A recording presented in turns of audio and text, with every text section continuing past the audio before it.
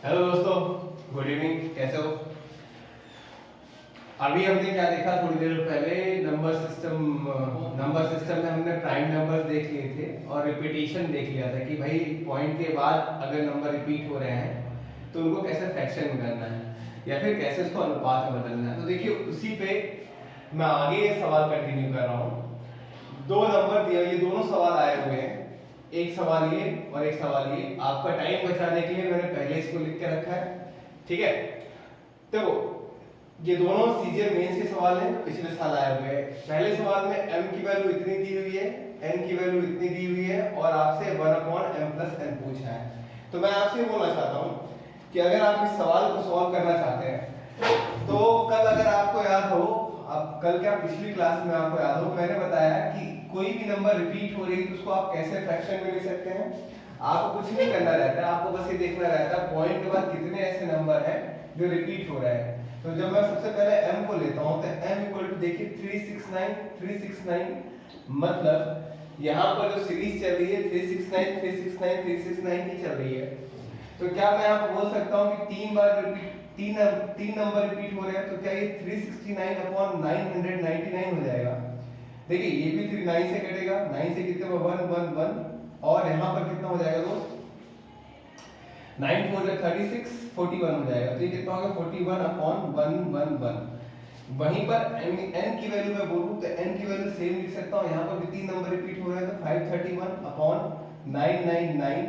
ये फिर वहां से देखिए 9 5 से 45 एंड 8 आ गया, 9 9 से 81 और यहाँ पर कितना आ जाएगा 111। मेरे ख्याल से अगर आपको n की वैल्यू पता चल गई है, n की वैल्यू पता चल गई है तो आप इजीली यहाँ पर रख के वैल्यू निकाल सकते हैं। लेकिन स्टिल एग्जाम के लिए मैं एक सजेशन ये दूंगा कि अगर आप m को रिवर्स करेंगे, n को रिवर्स करेंगे फिर रखेंगे तो आपको हो सकता है थोड़ा सा टाइम लगे। तो यहाँ पर आपको करना ही चाहिए, ये वैल्यू तो आप फ्रैक्शन ऑफ सेकंड में निकाल लेंगे, उसके बाद आप इसको करें ऐसा कि ये आपको दिखना चाहिए कि ऊपर कुछ नहीं लिखा है। अगर इस हिस्से को अगर मैं सही से लिखना चाहूँ तो ये वही लिखा है m+n/m×n। मैंने ऐसा क्यों करा है, क्योंकि ऐसा करने से आप मेंटली ऐड कर पाएंगे। दोनों तो जो बेस है वो सेम है, डिनोमिनेटर सेम है, तो 4 41 और 59 कितना हो जाएगा 100। ऊपर कितना हो जाएगा 100/1 1 1 1 1 1 और नीचे m×n करेंगे तो देखिए मैं डायरेक्ट लिख ले रहा हूँ 1 1 ये दोनों मल्टीप्लाई होंगे, उसके बाद ये जो दो है 1111 ऊपर जाएंगे तो 11 11 × 11 11/59 ये कट जाएगा, ये कट जाएगा, ऊपर तो आ जाएगा आपका कितना 11100 और नीचे 59 × 41 करना है। तो ध्यान से सुनो, अब यहाँ पर ऐसा नहीं कि मैं आपको कैलकुलेशन करना सिखा रहा हूँ, यहाँ पर मैं एक अप्रोच देना चाह रहा हूँ ताकि आपको कैलकुलेशन अच्छा हो। एग्जाम में आपने थोड़ा सा भी टाइम बचाया तो सफिशिएंट टाइम बचाया। ये जो 59 है, क्या ये 60 - 1 नहीं दिखता है? हाँ दिखता है। तो अब मुझे इसको मल्टीप्लाई करना बहुत आसान है, क्यों? क्योंकि 6 इंटू करूंगा 41 तो कितना हो जाएगा 240, 2460 में से 41 माइनस करूंगा तो 2419 आ जाएगा। कितना आ जाएगा 2419। तो इसको मैं इजीली मेंटली कैलकुलेट कर सकता हूं, तो ये आंसर आ जाएगा। इजी क्वेश्चन था, लेकिन स्टिल आप देखें इस छोटे से कॉन्सेप्ट पे एक सवाल आपके मेंस में आया हुआ। तो छोटे छोटे कॉन्सेप्ट आपको काम आते हैं आपका स्कोर बढ़ाने के लिए, ठीक है। चलो अब इस सवाल को देखो, ये एक अच्छा सवाल है। क्या बोल रहा है, यदि 10 धनात्मक पूर्णांकों का योग 100 है तो संभावित सबसे बड़े पूर्णांक का मान ज्ञात कीजिए। इस क्वेश्चन को पहले समझिए कि वो ये बोलना चाह रहा है कि कोई 10 नंबर हैं जिनको टोटल करने पे कितना आ रहा 100 आ रहा है। तो आपको ये बताना है कि जो सबसे बड़ा नंबर पॉसिबल है वो कौन सा होगा। तो देखो इस सवाल को करने का क्या होता है, आप करें इस सवाल को ऐसे कि भाई आप पहले तो ये सोचें कि अगर 10 नंबर हैं, मैं बोल रहा हूँ कोई भी नंबर हो सकते हैं A B C D, कहाँ तक जाएगा J तक जाएगा। अगर कोई एक सबसे बड़ा नंबर रखना है, आपको किसी एक नंबर को आपको मैक्सिमम रखना है तो बाकी जो 9 नंबर है वो आपको क्या रखने होंगे, मिनिमम रखने होंगे। और मिनिमम जो 9 नंबर है वो कौन से हैं, 1 2 3 4 5 6 7 8 9, इससे छोटे तो हो नहीं सकते। तो लाइन से जो 9 नंबर है वो मिनिमम है। मैं बोल सकता हूं कि ये जो 9 नंबर होंगे, एक नंबर जो मैक्सिमम को छोड़ के वो कौन कौन से होंगे, 1 2 3 4 5 6 7 8 और 9 हो गए, ये 9 हो गए। इनका टोटल जो भी होगा उसको मैं 100 से सब्ट्रैक्ट कर दूंगा तो मेरे को 10वां नंबर आ जाएगा जो मेरा मैक्सिमम नंबर होगा। अगर मैं इनको जोड़ूं तो मुझे मालूम होना चाहिए इनको कैसे जोड़ा जा सकता है n+1/2 से। तो 9 × 10/2 करूंगा तो कितना आ जाएगा 45। तो ये तो कितना हो गया आपको 45। तो ये 9 नंबर मिलके कितना बना रहे हैं 45। टोटल कितना है 100। तो बचा हुआ कितना है 100 माइनस 45 दैट मींस 55। तो आपका जो मैक्सिमम नंबर है ये मैंने 2 बार रिपीट कर दिया था 55। तो ये आपको होपफुली समझ में आ गया होगा कि जो मैक्सिमम नंबर होगा 10 में वो कौन सा हो सकता है 55 हो सकता है। ठीक है, 55 से बड़ा आप नंबर नहीं ले सकते, इससे छोटा आप जरूर ले सकते हैं। अगर नहीं समझ में आया तो वीडियो को फिर से समझना, कॉन्सेप्ट ये फिर से रिपीट करके देखना। यहाँ बस कॉन्सेप्ट इतना है कि अगर आप 10 में से एक नंबर मैक्सिमम लेना चाहते हैं, क्या लेना चाहते हैं मैक्सिमम, तो बाकी 9 नंबर को क्या होना पड़ेगा मिनिमम होना पड़ेगा। और मिनिमम 9 नंबर कौन से होते हैं 1 2 3 4 5 6 7 8 9। जीरो मत लीजिएगा क्योंकि क्वेश्चंस में जीरो को आप नहीं कंसीडर कर सकते। तो 9 हो गया और जो 10 इनका टोटल कितना था 45, इन 10 का टोटल कितना है 100। तो 100 में से 45 कर देंगे तो कितना आ जाएगा 55। ठीक है, होपफुली समझ में आया होगा। चलो आगे बढ़ते हैं। आगे अब हम ये बढ़ते हैं, कल एक छोटी सी चीज में जब प्राइम नंबर पढ़ा रहा था तो प्राइम नंबर पे हमने सवाल नहीं किए थे।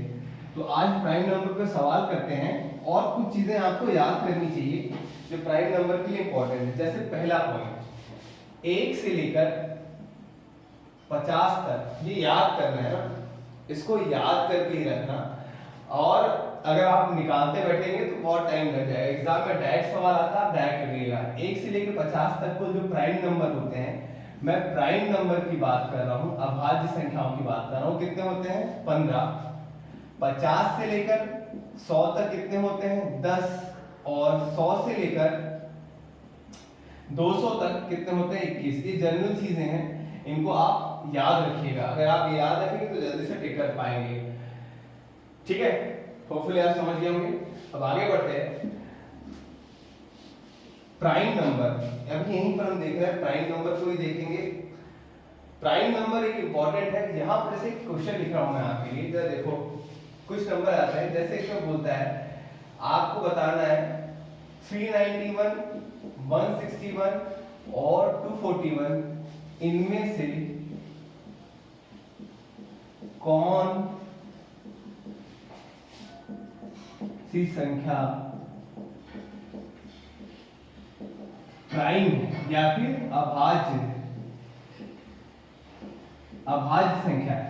391, 161 और 251, 241 इनमें से कौन सी संख्या प्राइम है या अभाज्य है।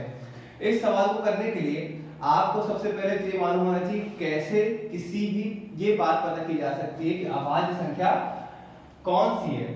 तो अभी हम ये देखने वाले वो मेथड जिससे हम अभाज्य संख्याओं के बारे में पता कर सकते हैं। ठीक है, तो पहले एक एग्जांपल ले रहा हूं, देखो जरा ध्यान से। हाँ, तो अभाज्य संख्या पता करना। चलिए देखें, मैं आपसे बोलता हूं, चलिए एक नंबर ले रहा हूं 1333। इस प्रोसेस को ध्यान रखना, इस प्रोसेस को ध्यान रखना, इससे आप किसी भी नंबर को आइडेंटिफाई कर पाएंगे कि वो प्राइम है कि नहीं है। अगर मुझे ये पता करना है कि 133 प्राइम है या नहीं है तो क्या करना है। सबसे पहले पॉइंट नंबर 1, आपको ये देखना है ये किसके स्क्वायर रूट के पास में है, किसके स्क्वायर रूट के पास में है। या फिर आप ऐसा सोच सकते हैं कि किसके स्क्वायर के पास में है। तो अगर 133 की बात करूं तो 11 का स्क्वायर कितना होता है 121, 12 का स्क्वायर कितना होता है 144। तो मैं क्या बोल सकता हूं 130 जो है 12 के स्क्वायर से कम है। सबसे पहला पॉइंट क्या करना है, ध्यान रखना, आपको ये देखना है कि किसके स्क्वायर के से कम है उससे छोटा है। तो मुझे मालूम है 133 12 के स्क्वायर से कम है, क्योंकि 12 का स्क्वायर कितना होता है 144 और उससे कम है। तो अब मैं क्या करूंगा, अब मैं ये करूंगा कि मैं ये देखूंगा 12 से नीचे कौन से प्राइम नंबर है। तो आप बोलोगे 12 से नीचे प्राइम कौन कौन सा है, 2 है, 3 है, 5 है, 7 है, 9 है, 9 नहीं है सॉरी 11 है, और कोई प्राइम तो है नहीं। अब मुझे एक बात बताओ, क्या 133, अब आप क्या देखना है 133 इनमें से क्या किसी से डिवाइड हो रहा है? यदि 133 इनमें से किसी से भी डिवाइड हो रहा है तो ये प्राइम नहीं है, या और अगर डिवाइड नहीं हो रहा है तो ये प्राइम है। तो जैसे मैं चेक करता हूं 133 क्या 2 से कभी भी डिवाइड हो सकता है? कभी नहीं हो सकता। क्यों? क्योंकि इसका यूनिट डिजिट क्या है 3 और 2 के टेबल में कभी भी 3 नहीं आ सकता। अगर मैं बात करूं 3 की तो 3 1 4 4 प्लस 3 7, ये 3 के टेबल में भी नहीं आ सकता। 5 में आ नहीं सकता, क्यों? 0 5 होता है। 7 से चेक कर लेते हैं। वैसे 7 का डिविजिबिलिटी रूल है, उससे आप डायरेक्ट चेक कर सकते हैं, क्योंकि अभी मैंने नहीं पढ़ाया है तो आप ऐसा भी डायरेक्ट चेक करो। 7 1 7 7 1 7 कितना कैरी हो गया 6 3 7 9 63। हाँ ये 7 से जा रहा है, 7 से जा रहा है, तो मतलब ये क्या हो गया, ये एक प्राइम नंबर नहीं है। और आपको बता दो 133 19 7 जब 133 होता है, तो अगर इसके दो गुणनखंड हो गए तो ये प्राइम नंबर वैसे भी नहीं हुआ। तो आप समझ गए होंगे कि कैसे पता करते हैं कोई प्राइम। सबसे पहले आपको ये देखना होता है क्या वो किसी के स्क्वायर के आसपास है, वो पास है फिर से कम है। जिस स्क्वायर के पास में है या फिर उससे कम में है उसके नीचे कितने प्राइम नंबर है। जैसे 12 के नीचे कितने प्राइम नंबर थे, 2 3 5 7 और 11। फिर मैंने देख लिया 113 किससे डिवाइड हो रहा है, 133 किससे डिवाइड हो रहा है, तो यहाँ पर मैंने देखा 7 से डिवाइड हो रहा है, तो इसलिए मैं समझ गया ये प्राइम नहीं है, ये प्राइम नहीं है। अगर वो किसी से डिवाइड नहीं होता तो ये प्राइम बन जाता। चलिए एक और चेक कर लेते हैं, और भी कोई नंबर ले उठा लेते हैं। जैसे मैं उठाता हूँ 161 ले लेता हूँ या फिर 391 ले लेता हूँ 391। अब अगर मैं आपसे पूछूं ये प्राइम है कि नहीं है, तो सबसे पहले दिमाग में क्या आना चाहिए, सबसे पहला जो पॉइंट आना चाहिए स्टेप नंबर 1, स्टेप 1 आपको ये सोचना चाहिए कि इसके स्क्वायर से छोटा है। तो 20 का स्क्वायर कितना होता है 400 होता है, 20 का स्क्वायर कितना होता है 400 होता है, तो मतलब 20 के स्क्वायर से कम है। जी हाँ, तो अब आपको ये सोचना है 20 से नीचे कितने प्राइम नंबर है, तो 2 है 3 है 5 है 7 है, वही 11 है 13 है, और क्या भाई 13 का 17 है 19 है। अगर 391 इनमें से किसी से भी डिवाइड हो जाता है तो ये प्राइम नहीं होगा, और अगर डिवाइड नहीं होता है तो ये प्राइम होगा। 2 से चेक करने की जरूरत नहीं है, आप एग्जाम में याद रखना 2 3 5 7 इनसे चेक करने की जरूरत, 2 3 5 11 इन सबसे चेक करने की जरूरत नहीं होती, क्योंकि इनका डिविजिबिलिटी रूल होता है, तो आप आसानी से कर सकते हैं। 2 में कभी 1 आ ही नहीं सकता, 9 1 10 3 13 हो ही नहीं सकता, 5 9 नहीं सकता, क्या चेक करूंगा 7 से। 9 में 7 5 जा 35, ठीक है, 4 7 5 जा 35 आ गया, और उसके बाद कितना बच गया 4 आ गया, 7 से भी नहीं जा रहा है, ये 7 से भी नहीं जा रहा है, ठीक है। 11 देखें तो 11 से 314 11 से भी नहीं जा रहा है, और 13 से देखिए 33 से 39 नहीं जा रहा है, 17 से देखिए जरा 17 1 17 17 2 34, अगर 17 2 34 तो कैरी आएगा, रिमाइंडर कितना बच जाएगा 5, और 17 3 51। हाँ ये नंबर जो है 17 से जा रहा है, और अगर ये नंबर 17 से जा रहा है तो आप यकीन मानिए प्राइम नहीं है। वैसे देखने से अगर आप देखें तो 391 प्राइम लगता है, और आपको अगर सवाल में यहां तक चेक करके आप छोड़ देते तो आप ये का सवाल गलत करके आ जाते। ये सीधा सीधा कॉन्सेप्ट है, इस बात को याद रखना कि आपको इस तरीके से करने से एग्जाम में, क्योंकि अगर क्वेश्चन आएगा तो जरूर ऐसे कुछ घुमा के देगा या थोड़ा सा ऐसा, क्योंकि एकदम इजी तो सवाल दे नहीं सकता, वो थोड़ा सा ट्विस्ट करेगा, तो ट्विस्ट में यही कर सकता है। लेकिन अगर आपको प्रोसेस मालूम होगी तो आप घूमोगे फिरोगे नहीं, ठीक है क्या। चलो अब एक और नंबर देख लेते हैं, मैं 241 चेक कर लेता हूँ 241 प्राइम है या नहीं है। तो 161 आप घर में खुद चेक करना, 251 को मैं देख लेता हूँ 241। मुझे एक बात बताओ 241, फिर वही प्रोसेस, क्या प्रोसेस है, मेरे साथ आप जहां पर बैठे वहां बोला करो, ठीक है। ऐसा नहीं हो कि आप बगल में आराम से बैठे हुए हैं गांव में, कोई दिक्कत नहीं, खाना खा रहे हैं, जब बैठा करें क्लास में तो कुछ थोड़ा बहुत पढ़ते रहा करें, पेन लेके बैठा करें, और जब मैं बोल रहा हूँ तो थोड़ा सीरियस होकर सुनेंगे, ठीक है। क्लास को वापस फोकस, ऐसा क्या मेरे साथ बोलते रहा करो, ठीक है। हाँ तो हाई बोलोगे, चलो क्या 241 की बात करें तो 241 में जरा देखो, मैं वही फिर बोलूंगा 241 किसके स्क्वायर के आसपास है, तो रिमेंबर करो तो 15 का स्क्वायर 225 होता है, 14 का 196 होता है। तो अब आपको कहाँ तक जाना है, 15 तक जाना है ना, 15 तक। अब 15 तक ही जाना है तो मुझे इस बार क्या करना, मैं यहीं पर वापस नहीं लिखता हूँ। अगर 15 तक जाना है तो मुझे किससे किससे चेक करना होगा, 2 से, 3 से, 5 से, 7 से, 11 से एंड 13 से, क्योंकि उधर 15 के बाद तो जाना नहीं है। 2 से ये चेक करने की जरूरत ही नहीं क्योंकि यूनिट डिजिट 1 है। 3 से 4 2 6 1 7 नहीं। 5 से कोई टेंशन लेने वाली बात ही नहीं है। 7 से 7 3 जा 21, 7 3 जा 21, 4 है 41, 7 के टेबल में आता नहीं, ये 11 के टेबल में है नहीं। और 3 से आप 13 से चेक करेंगे तो 13 1 13 और रिमाइंडर कितना बच जाएगा आपका, शायद 11 111। 13 के टेबल में 111 नहीं आता। तो देखिए 241 एक ऐसा नंबर मिल गया जो आपको प्राइम है। तो ये इंपॉर्टेंट सवाल आप लिख लें क्योंकि ये बड़े छोटे छोटे सवाल आते हैं और आप जल्दीबाजी में 161 या फिर 391 टिक लगा के आ जाए तो फालतू में आपका एक नंबर गलत हो जाएगा। होपफुली आपको एक बात समझ में आ गई होगी, ठीक है। कितने 15 मिनट, ठीक। चलो क्या है ना, ज्यादा लंबे वीडियो नहीं बना सकते क्योंकि आजकल नेट की स्पीड कम चल रही है, तो छोटे छोटे पार्ट्स में ही करके हमें ये करना पड़ता है। तो एक चीज और सीख लेते हैं प्राइम नंबर में, एक बड़ा इंपॉर्टेंट सवाल है, उसको जरा देखो ध्यान से। मुझे एक बात बताओ, मैं आपसे पूछता हूं, क्या आपको ये बात मालूम है इवन प्लस इवन बराबर इवन होता है? इसका क्या मतलब है? अगर आप दो सम संख्याओं को जोड़ेंगे जैसे 4 प्लस 8 तो आपको हमेशा क्या मिलेगा, इवन नंबर ही मिलेगा, ठीक है। और अगर आप ऑड प्लस ऑड करेंगे तो आपको क्या मिलेगा, तो भी आपको क्या मिलने वाला है, इवन मिलने वाला है। जैसे ऑड प्लस ऑड का मतलब क्या हो गया, मैं आपसे बोलूं जैसे 3 ले लीजिए 5, 3 5 को जोड़ेंगे तो भी कितना आएगा, 8 तो ऑड मिलेगा। लेकिन इवन प्लस ऑड करेंगे तो आपको क्या मिलने वाला है, even plus odd, odd and odd plus even भी आपको क्या मिलने वाला है, ऑड। इस चीज को थोड़ा सा ध्यान रखना। इस पे एक सवाल बनता है, मैं आपको दिखाता हूं, सुनो मेरी बात, इसमें रटने की जरूरत नहीं है। देखो दोनों अगर एक जैसे हैं, दोनों अगर एक जैसे हैं तो इवन, इवन मतलब क्या होता है, जो अच्छा हो, चारों इवन मतलब समानता समझ लीजिए, एक जैसा हो। तो अगर दोनों इवन है तो आपको नंबर क्या मिलने वाला है, इवन, या फिर दोनों ऑड है तो भी आपको क्या मिलने वाला है, इवन। लेकिन दोनों उल्टे पुल्टे हैं तो आपको क्या मिलेगा, ऑड। ऑड से नंबर से मतलब जो अलग मिक्स नहीं हो तो वो आपके क्या कहलाएंगे, ऑड कहलाएंगे। अब सवाल ये है कि ये क्यों सिखाया गया। अब एक सवाल लिख रहा हूं, जल्दी से ध्यान देखना, सुनो मेरी बात। मैं आपसे बोल रहा हूं तीन संख्याओं का योग 140 है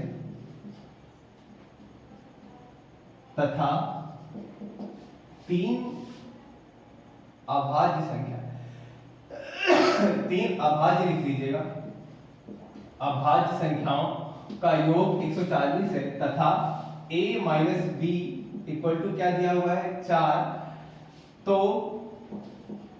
a, b और c का मान ज्ञात करें, मान ज्ञात करें। क्या बोल रहा हूं मैं, 3 अभाज्य संख्याओं का योग 140 है, वो 3 अभाज्य संख्या कौन कौन सी, a b c, तो आपको c का मान ज्ञात करना है। मैं आपको कहता हूं ये one of the best question है आपका कॉन्सेप्ट समझने के लिए, प्राइम नंबर के लिए। तो जरा एक बात समझना, बहुत ही बेहतरीन सवालों में से एक है जो आपको कॉन्सेप्ट अच्छा खासा क्लियर करेगा। जरा ध्यान से सुनना। कल की अगर आपने पिछली क्लास देखी होगी तो आपने उसमें देखा होगा कि पिछली क्लास ध्यान से देखना, अगर आपने उसको सुना होगा तो ये क्वेश्चन आपके लिए थोड़ा आसान होगा। मुझे बताओ 3 अभाज्य संख्याएं कौन कौन सी, a b c है क्या? अगर 3 अभाज्य संख्याएं a b c है, जरा ध्यान से सुनना, मैं आपसे बोलूं a plus b plus c बराबर क्या 140 होगा क्या? आप बोलेंगे जी। और यहाँ पर एक बात उन्होंने दे के रखी है कि a माइनस b बराबर क्या दे रखा है, 4। तो अगर मैं यहाँ से a को b के टर्म में लिखना चाहूँ तो a इक्वल टू क्या b प्लस 4 लिख सकता हूँ क्या मैं? आप बोलेंगे हाँ। अगर मैं a equal to b plus 4 लिख सकता हूँ तो ये b और b, 2b plus 4, 2b plus 4 plus c बराबर 140। तो मुझे बताओ 2b प्लस c बराबर कितना आ गया, 136 आ गया। अब जरा ध्यान से सुनना, मजेदार चीजें, इंपॉर्टेंट सा कॉन्सेप्ट है, मजा आ जाएगा आपको सुन के। मैं ये बोलना चाहता हूँ, देखिए ये क्वेश्चन कोई बड़ा नहीं है, ऑप्शन होता तो शायद आप और जल्दी कर लेते, चेक कर लेते, ऑप्शन रख के देख लेते, लेकिन मैं आपको यहाँ पे एक बड़ा डिफिनेशन है, बेसिक कॉन्सेप्ट का महत्व बताना चाहता हूँ। जरा सुनो। वो क्या है कि देखो यहाँ पर जो दिया हुआ है 2b प्लस c दिया हुआ है। अब यहाँ पर जरा बताओ 136 आया है, 136 इवन है या ऑड है? तो आप बोलोगे 136 तो इवन है। तो जरा याद करो मैंने कब बोला इवन बनेगा? इवन तो तब बनेगा जब इवन प्लस इवन होगा या फिर ऑड प्लस ऑड इवन बनेगा। मुझे एक बात बताओ, यहाँ पर 2 का गुणा हो गया तो क्या ये नंबर इवन नहीं बन गए? और अगर आप चाहते हैं कि ये नंबर भी इवन हो तो क्या c को भी इवन नहीं होना पड़ेगा? c एक नंबर है, c एक नंबर है जो कि इवन है और अभाज्य भी है। c एक नंबर है जो इवन है और अभाज्य भी है। तो ऐसा ब्रह्मांड में एक ही नंबर है दो जो कि इवन भी है और अभाज्य भी है। तो यहां से कॉन्सेप्ट आपका क्लियर हुआ कि c इक्वल टू कितना हो जाएगा 2। आपको ये कॉन्सेप्ट से समझना पड़ेगा। और अगर c इक्वल टू 2 हो जाएगा तो c की वैल्यू यहां रखेंगे तो 134, 2v equal to 134, v equal to कितना हो जाएगा 134 बाई 2, तो कितना आ जाएगा मेरे भाई 67। तो यहाँ पे कितना आ गया 67। तो v की वैल्यू कितनी आ गई 67। v की वैल्यू 67, तो यहाँ से आप बता सकते हैं a की वैल्यू कितनी आ जाएगी 71। तो ये होपफुली आपको समझ में आ गया होगा, ये आपने कर लिया। और मेरे लगता है आज बस इतना ही करते हैं, अभी के लिए बस इतना करते हैं। मैं कोशिश करूंगा डेली 2-2 3-3 वीडियोस आपके पास आते रहें। बाकी कोई डाउट हो तो आपके पास मेरे नंबर है ही हैं, जो मेरे बैचेस में व्हाट्सएप नंबर है ही हैं, आप वहाँ पूछ सकते हैं, क्वेश्चन वहाँ पर क्वेरी कर लो, ठीक है। बस इतना कहना चाहूँगा, ज़्यादा मस्ती मत करना, आराम से पढ़ाई लिखाई भी करो, ठीक है। पता चला कि सिर्फ आप टाइम वेस्ट कर रहे हैं, टाइम प्रीशियस है, इसका यूटिलाइज कीजिए, क्योंकि जैसे ही हो सकता है ये पैंडेमिक खत्म हो तो सारी चीज़ें एक साथ ही आ जाए, तो उसके लिए ऑलरेडी प्रिपेयर है, ठीक है। चलो बाय, थैंक यू।